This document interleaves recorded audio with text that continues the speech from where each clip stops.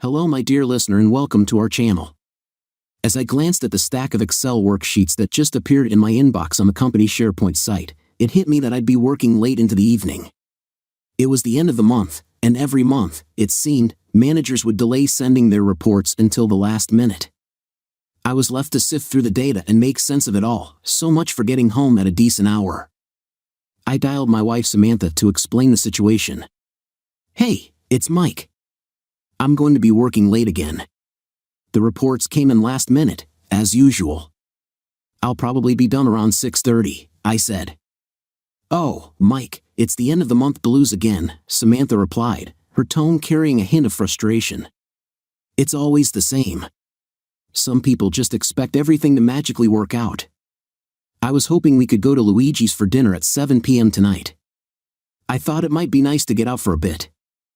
Luigi's was a cozy Italian restaurant we both liked, situated next to a small dance club where we often enjoyed a drink and a few slow dances before heading home. I smiled at the thought of a relaxing evening with Samantha. "That sounds great," I responded. "I'll see you at 7 o'clock. "Perfect," Samantha said. "See you then. Bye for now." Her casual goodbye struck me as a bit unusual, but I realized her boss, Wilson Langley, was likely nearby. I shrugged it off and returned to my work, setting up the macro to handle most of the data processing. It used to take hours to go through everything, but the macro our IT team developed made it quick and efficient. As the macro worked its magic, I took a moment to reflect on the past. 7 years ago, I wasn't always at a desk. I had been a federal agent working for a specialized task force known as the Home Front Security Task Force.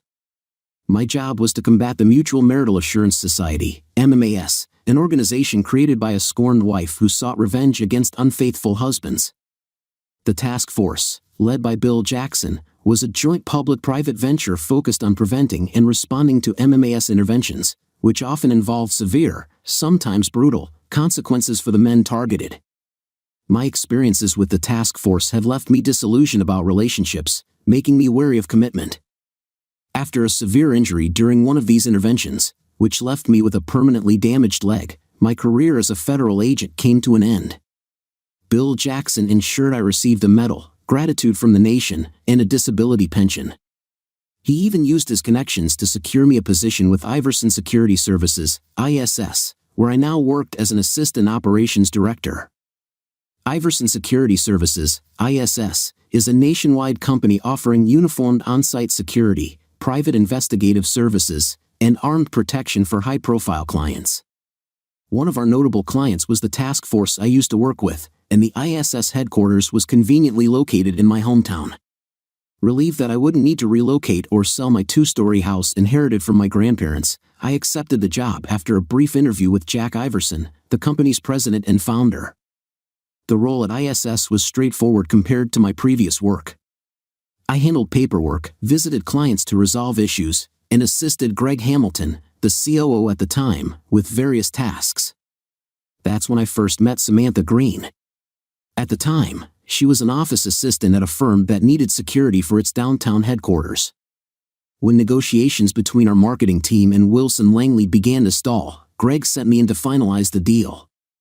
Wilson Langley, impressed by my background, was playing hardball, trying to get more services for less money. I laid out our standard procedures, emphasizing that while we could adjust to specific needs, the initial contract terms were fixed unless special arrangements were required. "Fish or cut bait, is it?" Wilson asked with a chuckle.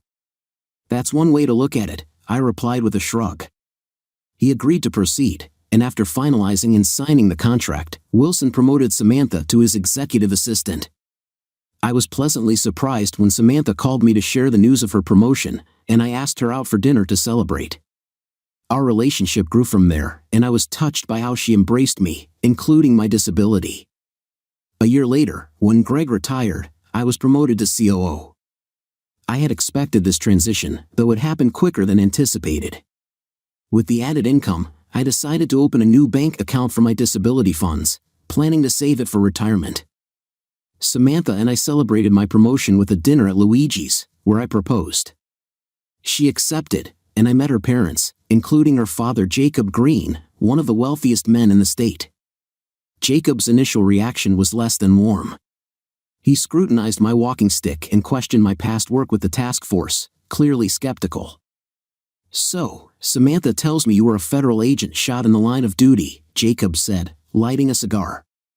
"That's right," I replied. "Who did you work for?" "The Home Front Security Task Force," I answered. Jacob raised an eyebrow, clearly unfamiliar with the task force. "Never heard of them." "What did you do for them?" "Scrub the floors?" I kept my composure despite his disdain. "I'm not at liberty to discuss everything I did, but I can say I was effective. I handled the threats we faced, often with decisive action." Jacob's expression shifted from skepticism to surprise. "Looks like you missed one," he said, pointing at my leg. I chuckled. "He got me in the leg, but he didn't survive the encounter. The authorities never found his entire skull." Jacob seemed taken aback for a moment before breaking into a grin and laughing heartily. "You had me going there, Mike. You remind me of myself at your age." "Welcome to the family, son," Jacob said, extending his hand. "You know, I'm still going to insist that you sign a prenuptial agreement if you want to marry my daughter.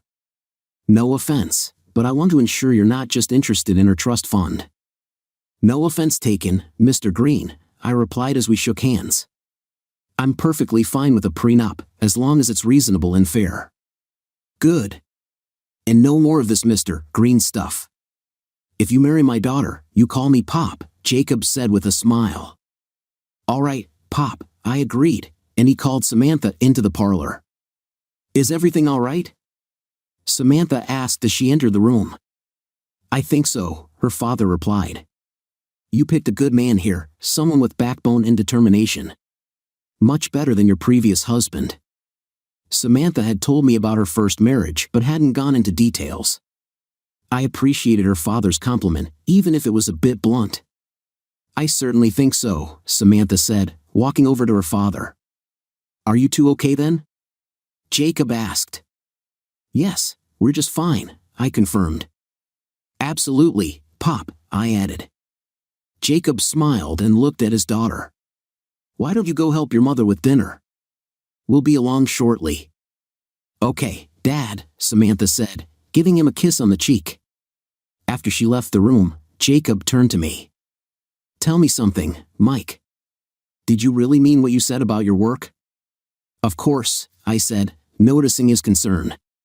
"But they were all criminals who deserved it." Jacob looked thoughtful. "Maybe you can share more about it sometime." "I'd love to, Pop, but it's classified and covered by a non-disclosure agreement," I explained.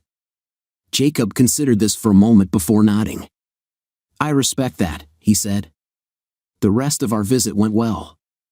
By the end of the evening, Samantha and I had warmed up to each other's families. The wedding was held in a grand old church and was well attended. We enjoyed our honeymoon in Hawaii, courtesy of Jacob, and Samantha moved into my house after we returned, selling her condo. Life was good until recently, when I received a notification that my macro had finished processing. I reviewed the final product, checked the numbers, and saved the report. I printed it out and placed it on Jack's desk, knowing he preferred hard copies. After freshening up and putting on my suit jacket, I grabbed my walking cane and turned off the lights. It was 6:32 p.m., and I had plenty of time to stop by the florist before heading to Luigi's. I got into my car, started the sound system, and let the familiar strains of Jethro Tull play. My father had introduced me to their music, and we still enjoyed listening to it together. When I arrived at Luigi's at 6:55 p.m., I texted Samantha to let her know I was there. She had said 7ish, which meant anywhere between 6:55 and 7:15. I didn't see her car in the lot and received a brief reply, no emojis or terms of endearment, which was unusual. Samantha had been distant lately, and I hoped the flowers I bought would improve her mood. I walked into the restaurant, where the hostess greeted me with a smile that widened when she saw the flowers. "Jacob's, party of two?" she asked. "Yes, that's right," I confirmed. She led me to a table by the back wall and handed me a menu before leaving. I sipped my water and glanced at the menu, already knowing what I wanted. The next 20 minutes seemed to drag by. At 7:20, I looked up and saw a man approaching. His attire and the manila envelope he carried marked him as a process server, something I had encountered before. "Michael Jacobs?" the man asked when he reached my table. "Yes," I replied. "May I please see some identification?" he requested. "Of course," I said, pulling out my wallet and showing him my driver's license. He examined it briefly, handed me an envelope, and took a photo with his phone. "You've been served, sir," he said. "Have a good evening." With that, he turned and walked away. I watched him leave and open the envelope, finding a petition for dissolution of marriage. Given Samantha's recent behavior, I wasn't entirely surprised. It appeared she was filing for divorce, accusing me of adultery, a claim I knew wasn't true. I pulled out my phone and texted Samantha, asking, "What's going on?" As I read the petition, a woman's voice interrupted me. "Mr. Jacobs?" I looked up to see a reasonably petite blonde in a business suit standing at my table. I started to reach for her hand, but she continued, "I'm representing your wife." I retracted my hand and looked at the paperwork. "May I sit down?" she asked. "It's a free country," I replied. "Help yourself." She pulled out a chair and sat down. A waitress approached, assuming the woman was part of my party. "Are you two ready to order?" Cindy asked, holding a pad and pen. "No, I won't be staying much longer," I told her. Cindy nodded and left. I turned my attention back to Allison. "My client requested I collect the papers after you sign them," she said. "So, your client, my soon-to-be ex-wife, expected me to sign these documents without reading them or consulting my own attorney?" "Something like that," Allison answered quietly. "Well, you can tell your client she can forget it," I said. "I'll be in touch with my attorney soon." "That won't be possible," Allison replied. "My client has taken out a restraining order against you, prohibiting you from coming within 500 feet of the marital home." "Really? And I suppose she wants the house as well?" "Yes, she does," Allison confirmed. "And I believe she's entitled to it." "Did your client inform you that the house is solely in my name, inherited from my grandparents before we were married?" I asked. "It's not community property." "No, she didn't mention that," Allison said. "But given the situation, she feels entitled to it." Allison then pulled an envelope from her purse and placed it on the table. I looked inside to find a stack of photos depicting intimate scenes. "We have photographic evidence of your alleged infidelity," Allison said. "We also have video footage. My client has asked me to inform you that if you don't sign these papers, she will ensure that these photos and videos are shared with everyone you know, your boss, your family, and friends." "That's extortion," I said. "A felony in this state, and your participation makes you an accessory." Allison shrugged. "Extortion is just another term in family law. Trust me, there's more we can do." Seeing my reaction, Allison softened her tone. "However, my client is willing to let you retrieve your belongings from the house for a few days. I've been asked to accompany you." "Isn't that generous of her?" I said, my sarcasm evident. Allison's demeanor shifted slightly, but she said nothing. I decided to stay calm, gathered the packet of photos and the divorce papers, and stood up. "Follow me if you must," I said. I hadn't ordered anything, so I left a $20 tip for the waitress and walked out of the restaurant, moving as quickly as my cane allowed. Allison struggled to keep up. Once I was in my car, I ended the video recording and drove out of the parking lot, not paying attention to whether Allison was following. Arriving at the house, I parked in front of the garage and noticed Samantha's usual parking space was empty. Taking a deep breath, I considered the memories of my time with the task force and the threats we dealt with. "Is this what you have planned for me, Sam?" I asked quietly. "Well, not today." I unlocked my glove box, pulled out the holstered 9mm semi-automatic pistol I kept there, made sure a round was in the chamber, and attached it to my belt. As Allison parked by the curb, I got out of the car and went to the front door. I unlocked the door but didn't open it completely.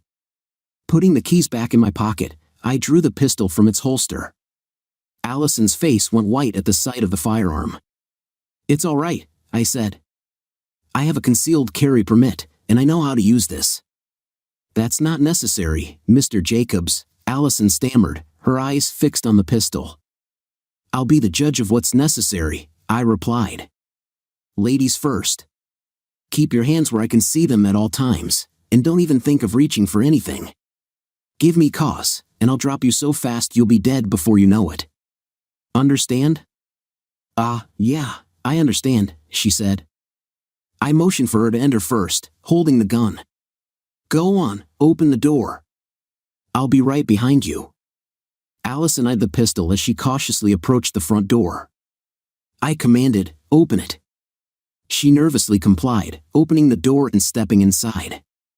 I followed, pistol in my right hand and using my cane to support myself with my left. My training kicked in as I quickly turned off the security alarm and scanned the area to ensure no one else was inside. I motioned for Allison to stand in the center of the room. "Toss your purse on the couch," I ordered. After Allison complied, I instructed her to put her hands on her head and stay put. Once she did, I nodded in approval. "Remember what I said, follow my orders to the letter, and you'll walk out of here in one piece." I methodically checked the ground floor to ensure no one else was present. I opened the door to the basement, turned on the light, and found it empty. Returning to the front room, I instructed Allison to head upstairs. "Now," I said. Allison started for her purse, but I stopped her. "Leave it." She obeyed and proceeded up the stairs. After she had ascended a few steps, I sat down in the stairlift, something I had installed after my discharge. Allison watched as we slowly made our way to the second floor. "What are you looking for, anyway?" she asked. "Just making sure you and Samantha didn't leave any unpleasant surprises for me," I replied. "You think we'd do something like that?" Allison asked. "It's happened before," I said. "After your threat at the restaurant, I'm just being cautious." We reached the top of the stairs, and I got back on my feet. "Stay here. Don't move," I instructed before checking the rooms on the second floor. Once I was certain no one else was in the house, I directed Allison into the master bedroom and holstered my pistol. "What's this?" I asked, noticing a clothing bag and an overnight bag on the bed. "Samantha took the liberty of putting some of your things together to speed things up," Allison explained. I looked through both bags, relieved to find nothing had been tampered with. I then went into the closet, pushed aside several hanging items, and revealed my built-in fireproof safe. I opened the outer door, making sure Allison couldn't see inside. I placed my hand on the black plate underneath the scanner, verified my fingerprints, and the inner door unlatched. I pulled out a strap of $100 bills, figuring that $10,000 would be enough to hold me over for a while. I also grabbed some critical papers and flipped a switch in the back of the safe, activating the whole house surveillance system. From now on, everything that happened in the house would be recorded and saved to a cloud server, every motion, every word, and both sides of every phone call on the landline. I could watch and listen anytime, and if I chose, monitor everything in real time. This system, installed while I was with the task force, had been updated since its initial setup, and I knew it would capture whatever evidence I needed. I closed and locked the safe, then returned to the bedroom where Allison was waiting. I packed everything into the overnight bag, then removed my wedding ring and tossed it on the dresser. "Are you ready now?" Allison asked. "Yeah," I told her. "Good. I'll carry your clothing bag down if you want. I know you need your left hand." "Thank you," I said coldly. We walked downstairs, and I went into my home office. "I need to take care of a few things before I go." "Wait here," I instructed her. In my office, my inner sanctum, Samantha rarely came in, as she had her own office. But I wasn't taking any chances. I changed the primary boot-up password on my computer to prevent Sam from accessing it. I disconnected the external backup drive and set it aside to take with me. I flipped the switch in the closet that activated my emergency file destruction system. Like the surveillance system, it had been installed while I was with the task force but remained off for the last 7 years. If anyone broke in and tried to access my files, they would find only ashes by the time the incendiary devices finished their job. I changed the security code on the door to the office and double-locked it, something I hadn't done in years. Taking one last look around, I closed the door and went back into the front room where Allison was waiting. Ready now? She asked. Let's go, I said flatly. I locked the front door and reset the alarm system before closing it. Allison turned to me after putting the clothing bag in the trunk of my car. Just so you know, your joint account has been frozen. Samantha has already taken out her share. Don't wait too long to sign the papers. I hope to hear from your lawyer soon, she said. Trust me, I don't know what kind of game you and Samantha are playing, but I promise you this, I will get to the bottom of it, and heads will roll. You and your client have declared war, I hissed. Allison's face turned white at my words. You're now my enemy. You drew first blood, and I don't like to lose an argument. I headed downtown to a hotel where I knew I could get an extended stay room at a reasonable rate, even without a reservation. The hotel had given ISS a nice discount over the years. I paid for a week's stay in cash, figuring I'd be back in my own house by then. I didn't want to make it any easier for them to find me, even though I suspected I was being followed. The clerk was surprised to see me hand over a stack of $100 bills but said nothing as he put them in the cash register and handed me a key card. A bellhop took my luggage and followed me to the room on the 11th floor. After putting everything away, I ordered dinner from the hotel's kitchen, which was open until midnight. Then, I pulled out my phone and blocked Samantha's number. I knew several divorced men who had gotten into trouble by replying to texts and phone calls. Next, I called my boss, Jack Iverson, to let him know what had happened. Damn, son, that's cold, old man Iverson said. I'll call Alice Hawkins and see if I can get you in to see her first thing in the morning. I'll text you when I finish with her. Thanks, boss. I appreciate that, I told him as we ended the call. Alice Hawkins is a family law attorney who despises cheaters with a passion. About 30 minutes later, I received a text from Jack confirming my 9:30 a.m. appointment with Alice. He also offered me the company's private investigative services at no charge. I accepted and sent a thank you text in response. I set up my laptop and connected to the hotel's Wi-Fi. First, I checked our joint account. It was frozen, but not before Samantha had withdrawn nearly 80% of it. Our joint credit cards had been paid off and canceled, and our joint savings account was mostly depleted. Fortunately, all the monthly bills had already been paid. I logged into my disability account at a different bank and was relieved to see it was still accessible. I felt vindicated for not telling Samantha about that account. Next, I logged into my home surveillance system and saw there were 2 videos already saved to the cloud. I pulled up the first video and saw Samantha and Allison entering the house, accompanied by a man in a well-tailored suit. Interesting, I thought, noting the timestamp. This had happened shortly after I left. Well, how did it go? Did he sign the papers? Samantha asked as they entered the front room. No, Allison replied. I told you he probably wouldn't. Legally, he has 30 days to respond. By the way, you didn't tell me you would be armed. Armed? Samantha asked, surprised. You mean with a gun? Yes, Samantha, that's what armed usually means, Allison answered sarcastically. I was terrified. He used to be a federal agent, you know. He was shot in the line of duty, that's why he has that cane. I know he has a concealed carry permit. Oh, wonderful, Allison said. You could have warned me in advance. Wait, the man interjected. Are you saying he pulled a gun on you? Yes, Allison responded. He went through every room in the house, almost as if he was expecting someone to be here. Who does he work for? Do you know? The man asked. No, not exactly, Samantha replied. Some kind of task force. He never talked much about his work, but he did mention to my father that he killed people he didn't throw in jail. Task force, interesting. I'll have to look into that, Allison said thoughtfully. Terrific. A former Fed with a gun. What do you think he'll do when he learns the whole truth? Settle down, Allison said. He's angry, and to be honest, he has every right to be. But he's not stupid, and he won't learn the whole truth. One other thing, Samantha. What? Why didn't you tell me this was his home before you two got married? Allison asked. I didn't think it would matter, Samantha answered. Why? Are you kidding me? Technically speaking, you have no right to this place in a divorce. But you said I deserve to have it, and I meant it. But you've just made my job a whole lot harder, Allison spat. So does that mean we can set him up now? The man asked. I've got a whole thumb drive full of images and videos. It won't take me but a second to put it on his computer, and then he'll be in trouble before he knows what hit him. Put that away right now, Allison commanded.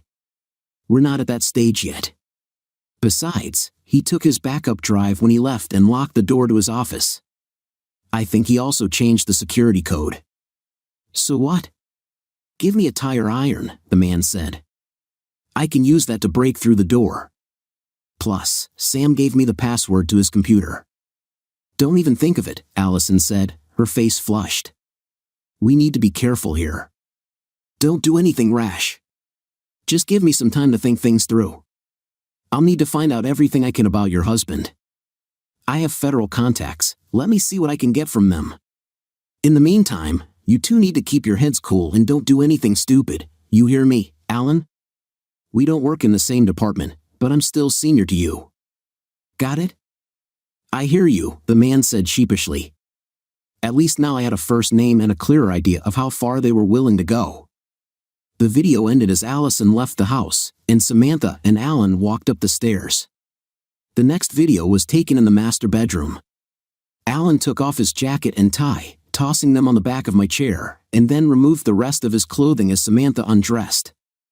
Once she was nude, Alan took her in his arms.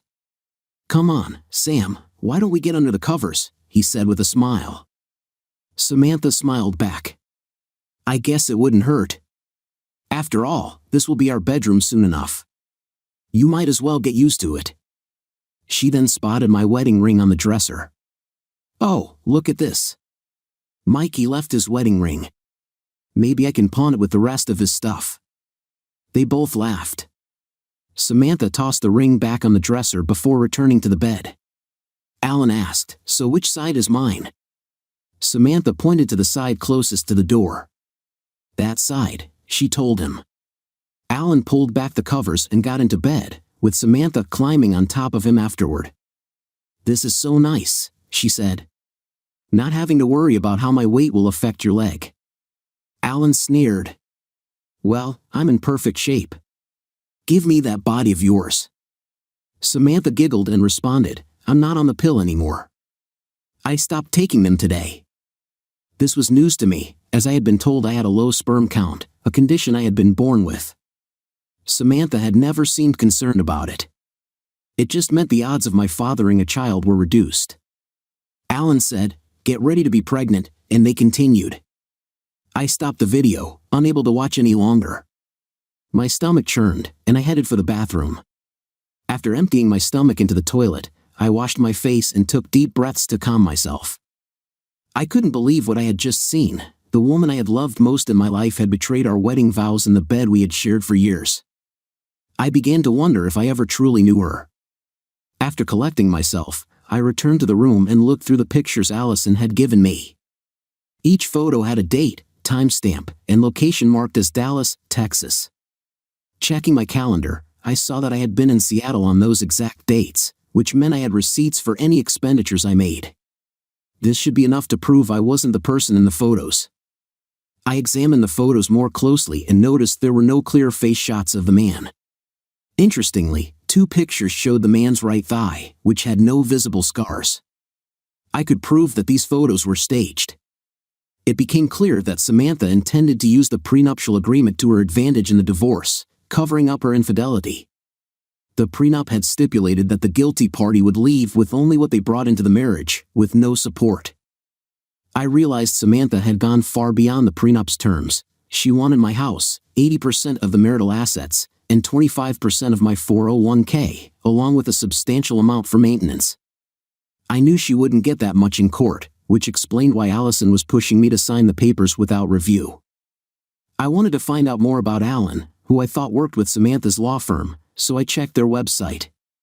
Sure enough, I found Alan Williams listed as a junior partner who had joined the firm from New York a few months ago. I decided to have our investigators look into his background. Since it was pushing 11:30 p.m., I shut down my laptop and prepared for bed, but my phone buzzed. It was Jacob Green, Samantha's father. Surprised by the late call, I decided to answer. "Mike, this is Jake Green." "How the hell are you, boy?" he asked in his usual direct manner. "Frankly, I've had better days, Pop," I replied. "I bet you have." "I was at the club with Langley, and he told me about the divorce." "Imagine my surprise when he asked me how I was handling the news," Jacob said. "I tried calling Samantha, but it went straight to voicemail." "Want to fill me in?" "It's true. She had me served this evening, claiming adultery." "Did you do it?" Jacob asked sternly. His directness was something I respected. "No, but she's claiming I did." "So she's accusing you of cheating while she's been unfaithful herself?" "Do you have proof?" "I do." "Do you want to see it?" "Actually, yes." "Where are you?" "I'm coming over right now." I told him where I was staying, and he confirmed it. "I'll be there in half an hour." "I don't care how late it is. I want to see the so-called evidence." "I'll be here, Pop," I said, and we ended the call. I prepared everything to show him and made a pot of coffee, knowing he'd want some. When I heard a knock on the door, I grabbed my pistol, peered through the peephole, and saw it was Jacob.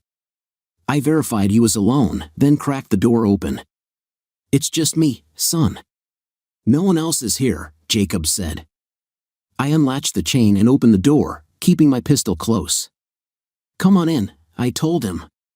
His eyes widened at the sight of the handgun. "What the hell, you expecting trouble?" he asked, shocked. "Always," I replied, as I closed and locked the door. "Put that damn thing away, will you?" "It makes me nervous," Jacob said. I made the weapon safe and put it back in its holster. "Want some coffee before we get started?" I offered, holding out a paper cup. Jacob shrugged and took the cup. I poured each of us a cup, and we sat down. "Are you sure this is coffee?" he asked after a tentative sip. "That's what the package says," I answered, causing him to laugh. "Show me what you've got," he finally said. I handed him the photos Allison had given me. Jacob looked through them, his brows furrowed. He sighed and handed them back to me. "Well, the guy in those photos does bear a slight resemblance, but whoever he isn't you," Jacob said. "What makes you say that?" I asked. "For starters, I've seen you in swimming trunks." "That guy doesn't have a scar on his right thigh," Jacob said. "In a couple of those photos, he seems to be putting all his weight on that right knee." "I've never seen you do that." I smiled at his observation.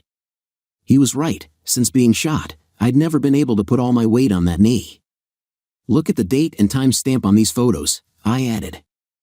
According to Allison, this happened in Dallas, but I was in Seattle on those dates. "I have receipts to prove it." "Interesting," Jacob said. "You said you have proof of Samantha cheating on you." "I want to see it." "It's pretty graphic," I warned. "I'm an adult." "There's nothing I haven't seen before," Jacob said. "Okay, have it your way," I said. "This footage is from earlier this evening after I left the house." I started the videos, and Jacob watched the action unfold on my laptop, his brows furrowed. When the videos finished, I showed him the real-time surveillance cameras. Samantha and Alan were in my bed, clearly together. "I've seen enough," Jacob said. "Turn it off, please." I ended the video and closed the laptop. "Well?" I asked. "I believe you, son," Jacob said quietly. He looked deep in thought for a moment before speaking again. "Do you think this has anything to do with your time on the task force?" The idea had crossed my mind, and I found his question intriguing. "What makes you ask that?" I inquired. "I haven't been completely straightforward with you," Jacob said carefully.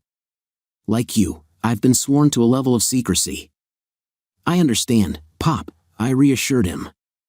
"I know about the task force." Jacob nodded. "I also know about the Mutual Marital Assurance Society. It was a radical group founded by a female lawyer aiming to punish cheating spouses. Unfortunately, her quest for justice went beyond its original purpose." "Could you explain a bit more?" I asked quietly. Jacob sighed heavily before continuing. Trudy isn't Samantha's birth mother, but she's the only mother Sammy has ever really known, Pop began. I knew Trudy was Pop's second wife, but had never pressed the issue. I always figured if he wanted to talk about it, he would. Now he was opening up about Samantha's birth mother, who had left when Samantha was a little girl. I'm sorry to hear that, I said. He shook his head. Don't be. Patricia, that was her name, got involved with Mona Larson, the woman who started that MMA organization. Patricia wanted me to help fund her operation, figuring I'd be open to it given some of my charitable and political donations. I met Mona Larson and listened to her ideas. I refused to support her, though I understood her pain. There was no way I could condone what she wanted to do. Patricia, on the other hand, not only supported it but wanted to help Mona so much that she abandoned us to do it. I hired Bill Jackson to handle my divorce. Patricia took her maiden name, Witherspoon, and moved to Washington, D.C. to work with Mona. Wait, did you say Witherspoon? I asked. Yes, I did. Why? Pop replied. I recall hearing about a Pat Witherspoon who died in custody a few months before I got shot. Was that your first wife? I asked. Yes, Pop said quietly. She didn't just die, she was murdered by Mona Larson. They say she had a poison capsule in her neck. Mona supposedly sent her a message saying her services were no longer needed, which triggered a hypnotic suggestion to break the capsule. She was dead before her body hit the floor. I didn't know that, I said. It wasn't my case. Neither here nor there, Pop said. By then, I had already remarried Trudy. She can't have children but happily adopted Samantha. Pop wiped his eyes and looked at me. I know MMA has a history of going after former agents. That's why I asked if you think they're involved in this. It had crossed my mind, I said. But I thought MMA was destroyed. It is, technically, Pop said. But there are still rogue operatives and agents being rounded up. I heard they just took a couple of former contractors into custody recently. Damn, I said. I hadn't heard that, but I haven't been in a position to keep track. So, how do you know all this? I asked. After Patricia left us, I filed for divorce. Bill Jackson, who handled family law back then, took my case. He informed me that he and others had heard about Larson and her group, Pop said. He had an idea, and we started putting together a funding mechanism. We formed a board, planned everything out, and I provided the funding to purchase that old army base you call Fort Apache. I also lobbied Congress for federal support. So, when we first met, you already knew about me? I asked. I knew everything about you, son. Your reputation as a hard-nosed investigator who doesn't take nonsense from anyone, Pop said. So you were just testing me the first time we met? Pop smiled and nodded. It's what I do best, son. Besides, I wanted to see if there was any truth to the rumors. So what are you going to do now? He asked. I have an appointment with an attorney tomorrow morning, I said. I plan to have the restraining order lifted and then evict Samantha from the house. I'll be counterfiling based on adultery and invoking the prenuptial agreement. If I have my way, someone will go to jail. Jail? Pop asked. Last I checked, attempted extortion, conspiracy, perjury, and fabricating evidence are still against the law. Things have changed over the years, but not that much, I said. Pop laughed. Good luck. Just do me one small favor, if you would. What's that? I asked. I know you have to do what you need to do, but try not to hurt my little girl too much, he said quietly. I understood what he meant and nodded. I'll do my best, I said. I do have some questions, though, if you don't mind. Sure. What do you want to know? Pop asked. What can you tell me about Samantha's first husband? I never asked Samantha about it, figuring it was in the past. Pop sighed heavily. His name was Alvin Morrison. He was an accountant, and last I heard, he worked for a financial services firm downtown. He and Samantha met in college and got married after graduation. Seemed like a nice enough guy, but a bit timid if you ask me. What happened? I asked. Samantha says he cheated on her. She kicked him to the curb and filed for divorce based on the prenuptial agreement. I never heard from him after that, Pop said. That sounds a bit familiar, I said. Pop's eyes widened. Now that you mention it, yeah, it does. You think she set him up as well? I asked. I don't know until I've had a chance to look into it, Pop said. But it certainly seems like a possibility. I suppose it does, I said. Which means at this point, it's just a possibility. But it is something that needs to be checked out, I agreed. I agree, Pop said as he stood to leave. Keep me in the loop if you would. We'll see, Pop, I told him. He seemed to understand but was clearly disappointed in his daughter. We shook hands, and I walked him to the door. He turned to me before leaving. I'm sorry about all this, son, Pop said quietly. This was the first time I'd heard him apologize for anything, and I knew it didn't come easy. You're a good man and don't deserve this, he added. I appreciate that, Pop. Apology accepted, I replied. One last thing, son, stay in touch, will you? Of course, I said. To my surprise, he hugged me like a father would a son before leaving. I closed the door, went back to bed, pulled the covers down, and went to sleep. The following day, I got up earlier than usual, did my business, dressed, and gathered my things for the day. I didn't check the surveillance system, figuring I could do that when I returned. After grabbing a light breakfast and a fresh caramel mocha, I headed to the office with the classic tunes keeping me company. My boss, Jack Iverson, the CEO of Iverson Security Services, ISS, waved me into his office when I arrived. Terry Torres, the head of investigative services, was also in Jack's office, so I went to Jack's corner office. Morning, Mike, Jack said. I wasn't expecting you in until after your appointment with Alice. I couldn't sleep, so I decided to come in early, I explained. I understand, Jack said. I took the liberty of briefing Terry on your situation. I hope you don't mind. Not at all. In fact, I have a couple of leads that might be useful, I said. Oh? Terry asked. I learned last night that the man Samantha is cheating with is Alan Williams, a partner with the Hempstead Law Group. I couldn't print a picture, but he's on their website. If that doesn't work, you can Google him, I said. Both men laughed. That's a start. Anything else? Terry asked. Yes, I want you to see if you can find Alvin Morrison. I believe he works for a financial services firm here in town, I said. And who is he? Terry asked. He's Samantha's first husband. I want to know everything about their divorce. It should be a public record, so it should be easy to pull up. I'd also appreciate it if you could verify his employment, I said. Got it. Just out of curiosity, though, what are your intentions? Terry asked. I'd like to chat with him about his divorce. I have a feeling this isn't the first time Samantha's played this game, I said. Terry nodded as he made notes. One other thing, I need to know everything you can learn about these photos, I added, handing Terry one of the pictures from the envelope Allison gave me. Damn, you don't ask for much, do you?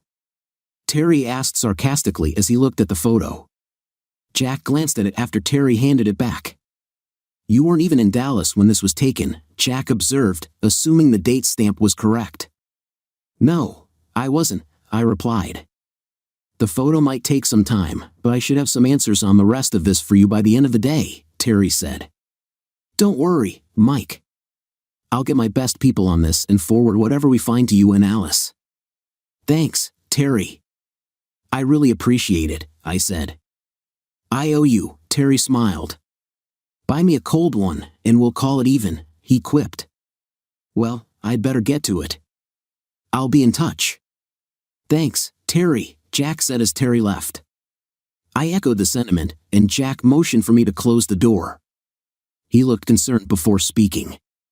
You think this might be a rogue MMA operation? Jack asked. You know how those folks are about getting revenge. I don't know, Jack. I thought that at first, but I'm not sure, I said. I did learn one interesting tidbit, though. What's that? Jack asked. Samantha's birth mother was Pat Witherspoon, one of MMA's top field operatives, I said. That is interesting, Jack said. She's been dead for quite a while now, from what I've heard. Tell you what, I'll reach out to Bill Jackson and Oscar Warren and see if they've heard any chatter. Oscar's pretty much the top dog over there at Fort Apache now. That's what I heard, too, I said. Thanks, Jack. You've got a good group of people backing you up on this. Let them do the heavy lifting, Jack said. Meanwhile, take some time off, maybe go fishing or something. I appreciate that, Jack, but I can't just sit by while Samantha screws me over, I told him. I understand how you feel, Mike. Really, I do, Jack said. But maybe you should take a break. You're not a field agent anymore. I know, but I can't just sit back and do nothing. I'm not wired that way, I said. No, you're not, and that's one of the things I admire about you. But you're not much good to me in the shape you're in now, Jack said. We've got your back. Take some time off anyway. You've earned it. When we learn something, you'll be the first to know. I took in Jack's face and realized he was close to ordering me to take time off. The professional side of me realized he was right. I needed to back off a bit and decompress. After thinking about it, I nodded in agreement. You're right, Jack. I just need to grab a few things from my desk before I meet Alice, Mike said.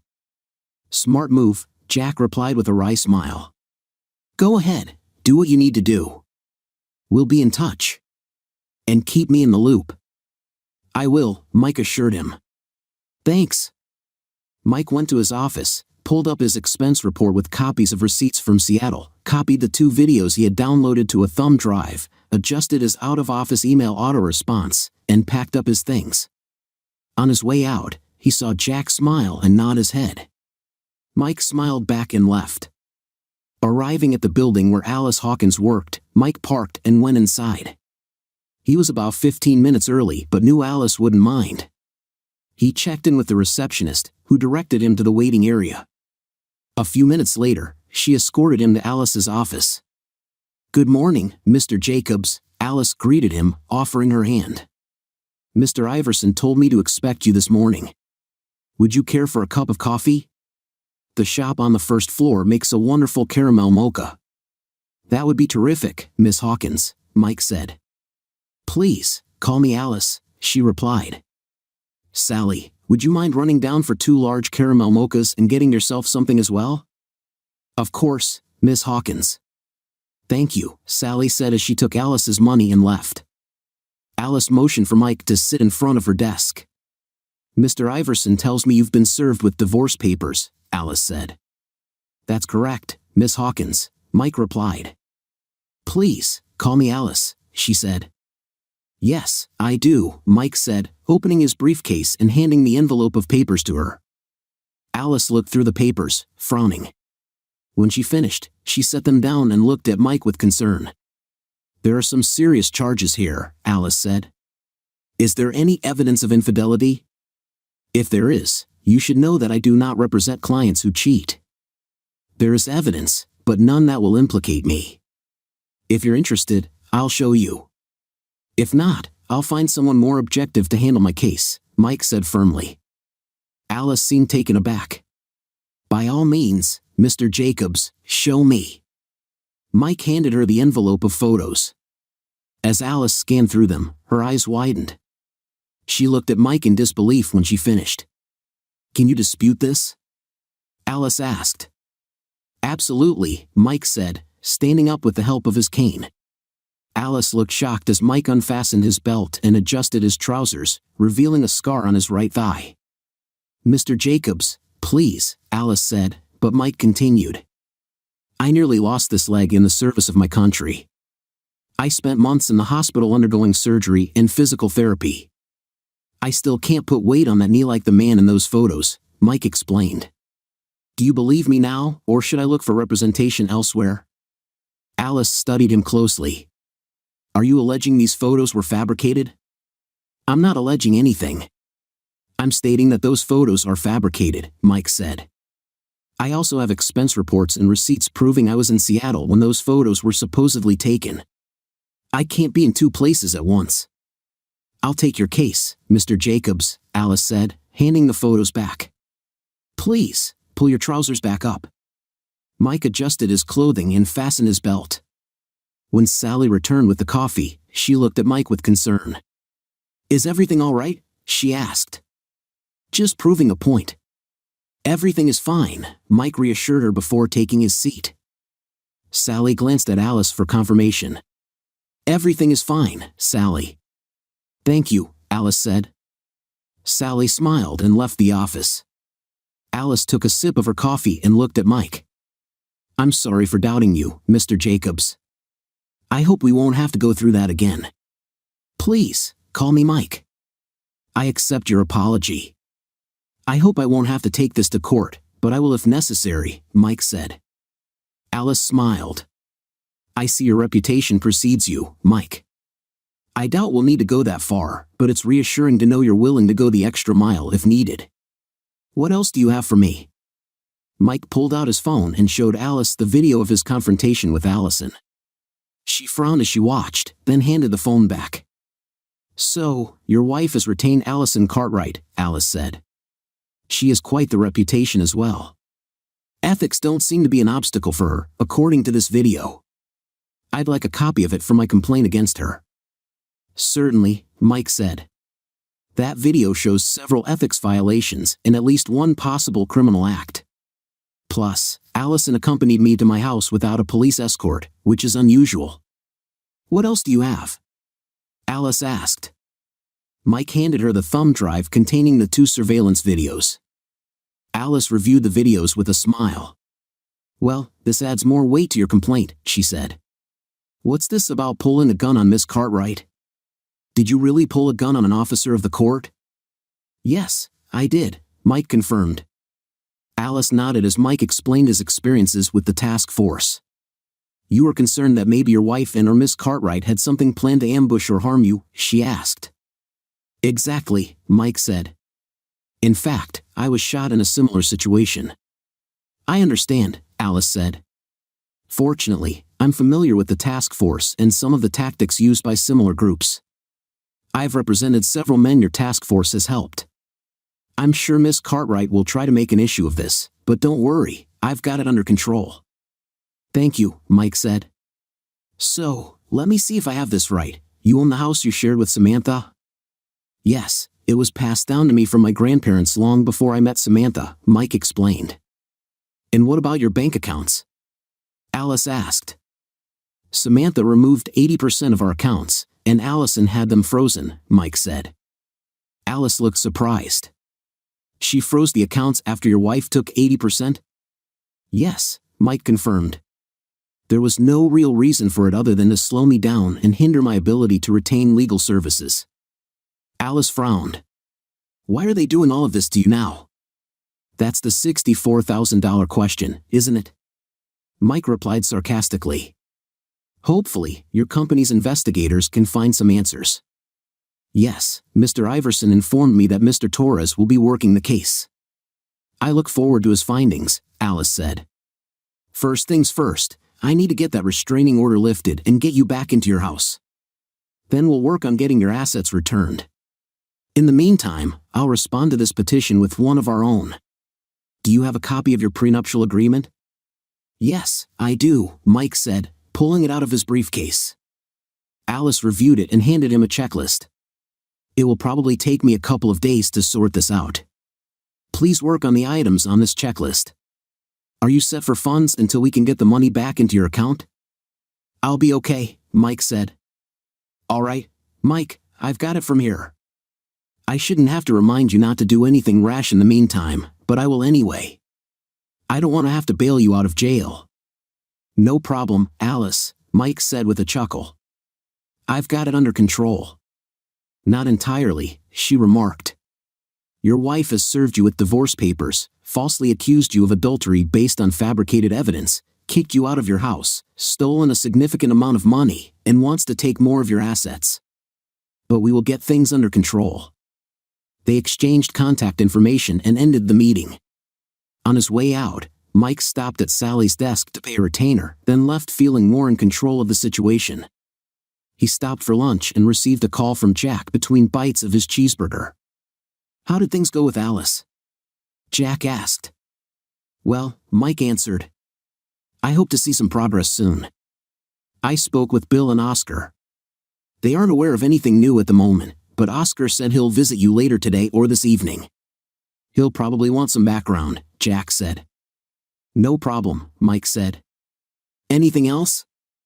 "Terry has some information for you. He's sending you an email with his summary so far. I don't want to say too much over the phone, but it turns out Miss Cartwright handled Samantha's first divorce as well," Jack said. "Interesting," Mike replied. Jack continued, "I can hear the TV in the background. Are you at that new sports bar?" "Yeah, enjoying a mega cheeseburger," Mike said. "It's not bad. Maybe you should try it. Take care of yourself, and don't come in tomorrow." "Got it?"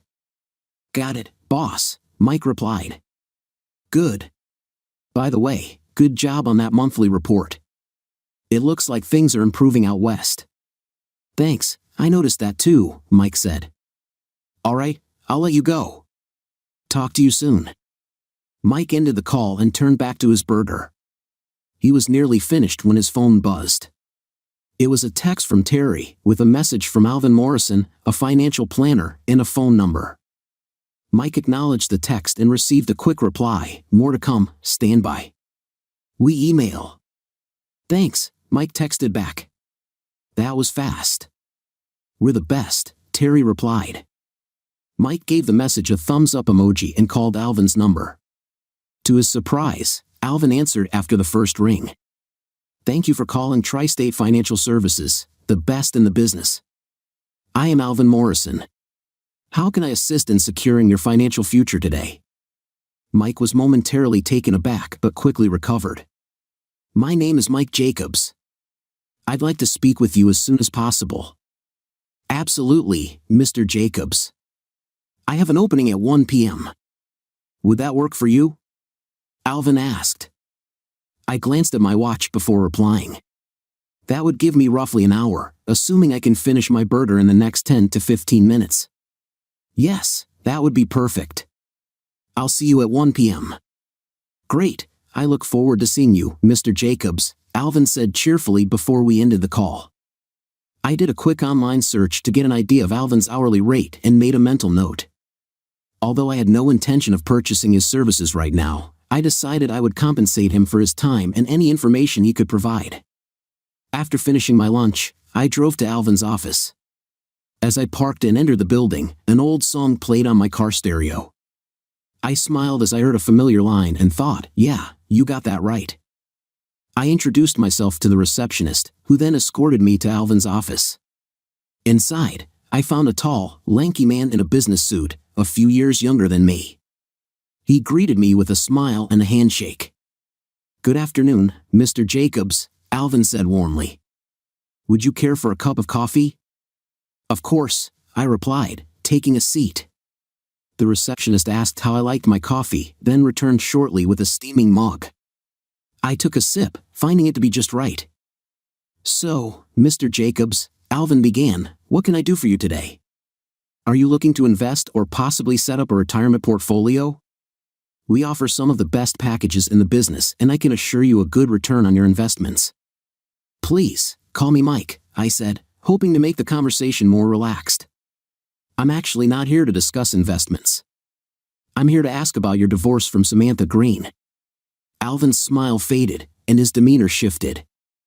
"I'm sorry, Mr. Jacobs, but that's not something I'm willing to discuss. I'll have to ask you to leave." I pulled out a small stack of $100 bills and counted off 3. Alvin's eyes widened. "I understand this is a sensitive topic, but I'm prepared to compensate you for your time and any information you can provide. Financial planners in this area make about $40 an hour, so I'm offering you $300 for the same amount of time." Alvin looked at the money, considering my offer. His expression softened. "That's very generous of you, Mike. Just one question before I decide. Are you a private investigator or a law enforcement officer?" "I'm not. I used to be a federal agent, but that was a long time ago," I said, gesturing to my leg and cane. Alvin nodded. All right, I accept your offer. I handed him the bills. Thank you. You're welcome. Would you mind if I recorded our conversation? I want to make sure I capture everything accurately. That's fine, Alvin said with a shrug. I pulled out my phone and started the audio recorder. Interview with Alvin Morrison, I said into the recorder, noting the date and time. So, Alvin, what can you tell me? Not much to tell, really, he began. I met Samantha in college. We shared a few classes, and I was attracted to her. We dated, fell in love, and married right after college. Things were good for about 5 years. We were talking about having children and buying a house, just the usual stuff young couples discuss. I came home one day and saw her at the kitchen table with another woman. At first, I thought she was a friend from Samantha's law firm, Hempstead, Alvin said. Yes, that's right, I confirmed. Anyway, I walked into the kitchen and was handed an envelope. The other woman said I was being served. Samantha was accusing me of infidelity. Did you ever cheat on her? I asked. Never, Alvin said firmly. I loved Samantha with all my heart. I know I'm not the most attractive or strongest guy, but I would never do anything to hurt her. Did they have proof of this alleged infidelity? I asked. The woman, Samantha's attorney, handed me a smaller envelope full of photographs and claimed there were more, along with a video. She threatened to send them to my friends, family, and colleagues unless I signed the papers right then and there. Of course, I refused to sign until I had a chance to see an attorney. Samantha also had a restraining order and said I had to leave immediately. She even had a lot of my belongings packed. Her lawyer informed me that Samantha had other evidence against me and threatened to use it if I didn't sign the papers on the spot. I left and tried to check into a motel, only to find that none of my cards worked. That's when I discovered Samantha had cleaned out our accounts. We had over $100,000 saved up, and it was all gone. I ended up staying with my parents, who loaned me enough to see a lawyer, but he wasn't much help. I went back to the condo to collect more of my things and hopefully talk some sense into Samantha, forgetting about the restraining order.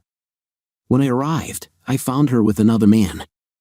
I lost my temper and confronted him, but he was much bigger and stronger.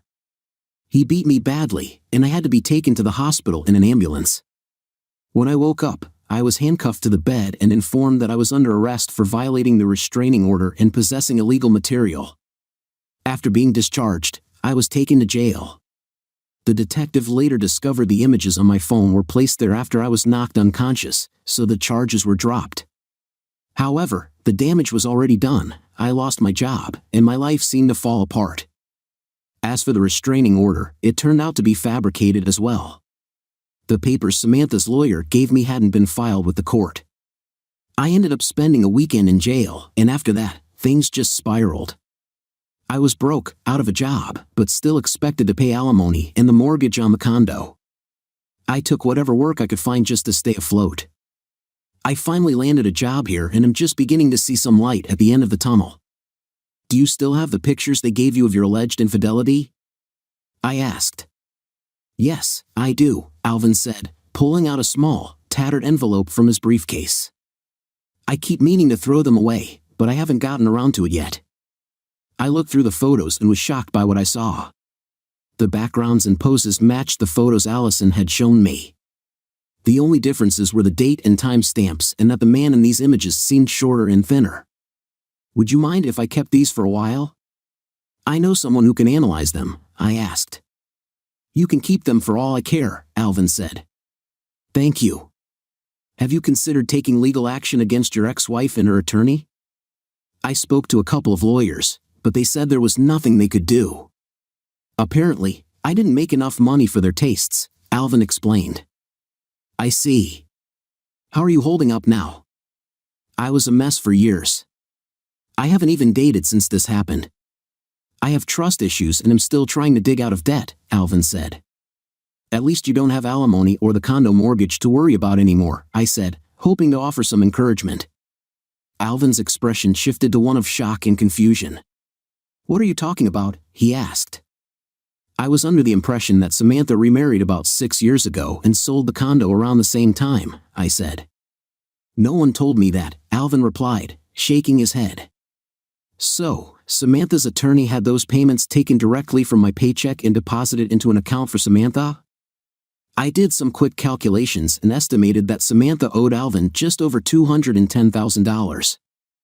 I realized that Terry would need to investigate Samantha's financial records further, as there might be an account with significant funds.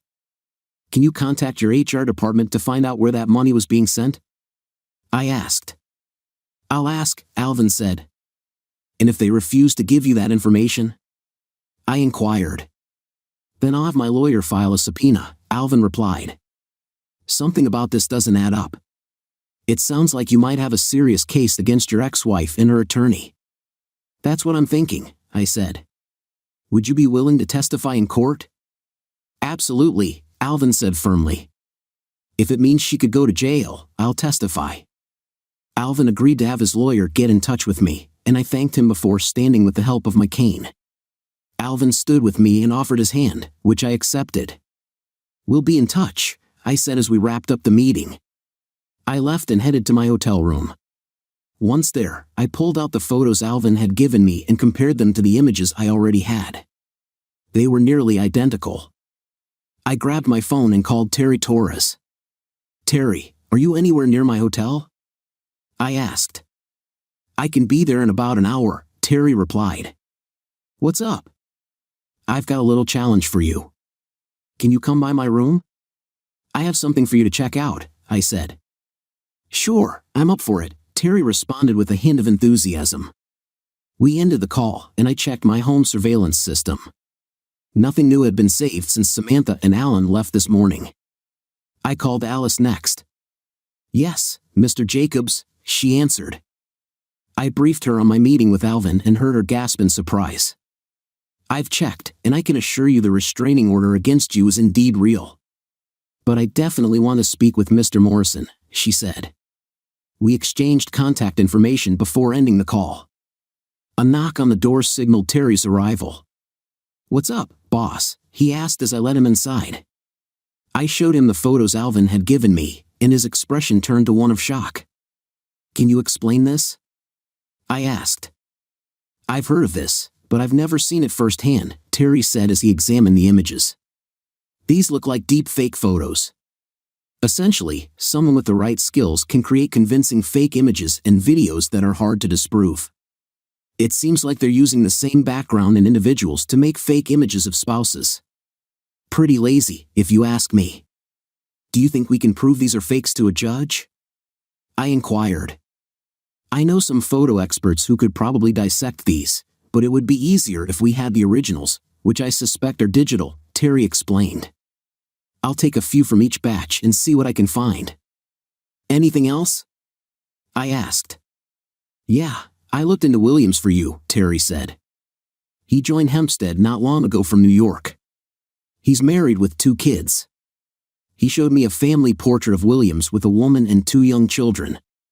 For a lawyer, he's not very bright, cheating on a beautiful family like that. Tell me about it. What's his wife's name? I asked. Rhonda. She's a state representative and heir to a wealthy family. She's still in New York, and I'd bet there's a prenup involved, Terry said. I figured as much, I said with a nod. What else did you find out? I looked into Morrison's divorce, Terry continued.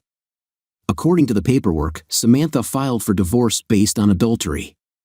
The prenuptial agreement was enforced, and she received spousal support for 10 years unless she remarried. Alvin was also ordered to pay the mortgage on their condo. The order specifies that if the condo is sold, the proceeds should be split equally between them. So Alvin's been paying for a condo that no longer exists and support for someone who doesn't need it. Any idea where the money is going? I asked. Cartwright set up a separate account for the funds, which are automatically deducted from Morrison's paychecks, Terry explained. I couldn't find any details on that account. I don't know how Morrison managed to get by with what was left. At least they didn't have children. If I can get you the account information, can you investigate it and find out how much is in it? I asked. Of course, but it might take a court order to get those details, Terry said. Do what you need to do, and consult Alice if you require legal action. I assume you've already shared this information with her? I have, Terry confirmed. And yes, they're watching Samantha, just as you're being watched. I figured. Let them waste their time and money, I said. Terry chuckled. Well, I better get back to it. I'll send you an email with what I have so far, Terry said. Sounds good. I look forward to your report, I replied as we shook hands. Good work, Terry. He smiled at the compliment. Thanks, boss. That means a lot. I noticed an extra spring in his step as he left the room and smiled. Terry was a good man, and I meant what I said. I sat down at my laptop and logged into the home surveillance system. There was nothing new, so I leaned back on the bed, turned on the TV, and considered my next steps. Waiting was getting to me. Eventually, I heard a knock at the door. Grabbing my pistol and cane, I made my way to the entrance. Who's there? I called out. Oscar Warren, came the reply from the other side. I looked through the peephole and saw him holding up his credentials. Proby, is that really you? Special Agent Proby to you, Mr. Jacobs, Oscar said, his tone warm and friendly. I cracked the door and saw his familiar smiling face. He was a bit older than I remembered, but still in good shape. I opened the door wider and let him in. Good to see you, Oscar. Good to see you too, you old dog, he laughed. I hope you remember how to make that thing safe, he added, nodding toward my pistol. I chuckled. I think I can manage. Looks like they'll make anyone a special agent these days. Well, technically, I'm actually a deputy assistant special agent in charge, but special agent works for me, Oscar said with a grin. So, I hear you're a big-time executive now. Yeah, so they tell me, I quipped.